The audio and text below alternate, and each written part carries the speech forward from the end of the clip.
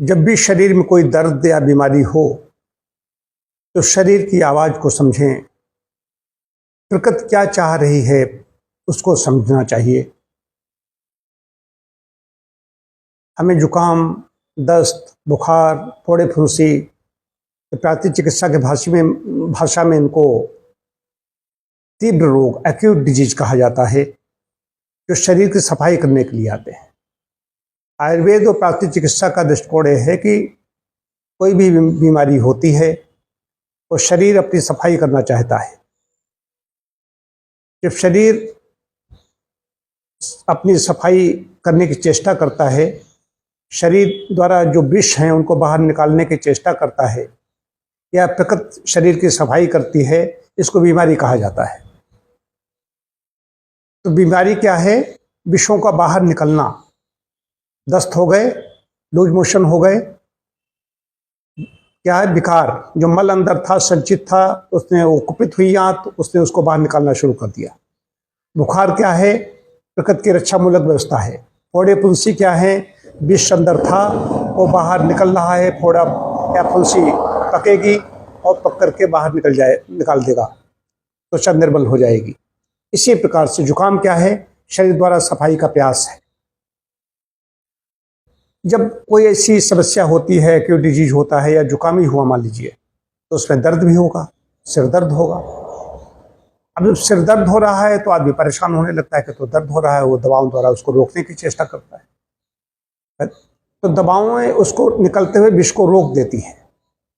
हमारा ये कहना है कि दवाओं को दूरी बनाए, दवाओं से दूरी बनाए, तुरंत दवाओं का सहारा न लें।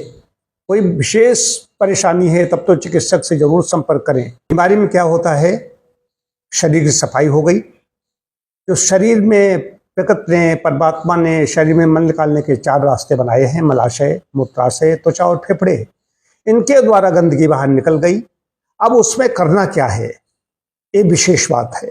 अब यहाँ पर चिकित्सक की आवश्यकता होती है कि जब शरीर सफाई कर रहा है, बुखार हो गया है, जुकाम हो गया है, थोड़े फुंसी हो गए हैं, दस्त हो गए हैं, या कोई समस्या ऐसी, दर्द कहीं पैदा हो गया है, वहाँ पर चिकित्सक बताएगा कि इसमें कौन सा पथ्य लिया जाए।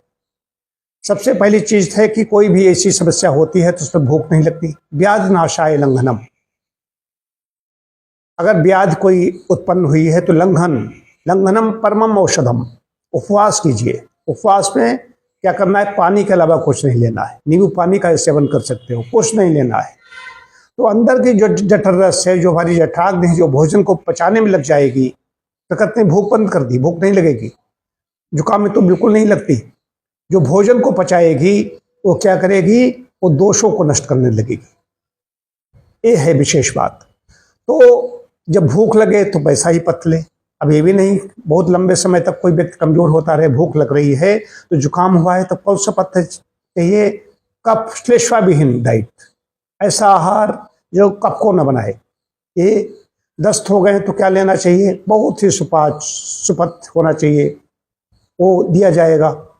कोई खिचड़ी दी गई, मूंग की खिचड़ी दी गई, या पानी दिया गया, मूंग की दाल दी गई, इस तरह का कुछ बहुत हल्का, जो आंत पर जोर न डाले, जो आंत पहले से कुपित है।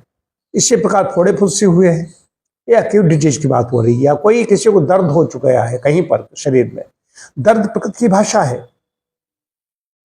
जैसे हम घर में अपने सोए हुए हैं और आग लग जाए कहीं बाहर या घर के अंदर, हम न जान पाए, लोग देख ले धुआं हो रहा है, धुआं उठ रहा है अंदर, तो कोई व्यक्ति दरवाजा या खिड़की, रोशनदान तोड़ करके हमारे घुस जाए आकर के, तो क्या हम उससे कुपित होंगे, नाराज होंगे कि उसने, हमारा मित्र है, हमारा शुभैषी है, शुभचिंतक है, उसने हमारे रोशनदान तोड़ करके, खिड़की तोड़ करके अंदर घुसा, उसने हमें जगाया, सचेत किया करके। ऐसे ही बीमारी हमारे लिए ये काम करती है। हम समझते हैं दर्द हो रहा है, हमें परेशान कर रहा है। नहीं, शरीर जब सफाई होती है किसी चीज की, शरीर की सफाई प्रकट करेगी तो थोड़ी परेशानी होगी, और 2-4 दिन की बात होती है परेशानी करके, फिर जैसे अंधड़ आता है, धूल उड़ती है तो कष्ट होता है, लेकिन सफाई करके स्वच्छ हवा हमें मिल जाती है तो गंदी हवा बाहर निकाल ले जाती है। यही शरीर का हाल है। तो जब भी कोई ऐसी समस्या हो तो डॉक्टरों के पास जाने के बजाय लंघन करें, उपवास करें, फलाहार करें, रसाहार करें, या चिकित्सक से संपर्क कर लें, बताएं कि दवाओं के हमें बिना ऐसा कोई प्राकृतिक उपाय बताओ जिससे हम परहेज कर लेंगे, उससे ये ठीक करेंगे। ये दवाओं के साइड इफेक्ट भी होते हैं। ये सब चीज़ें हैं, इनको ध्यान रखना होगा।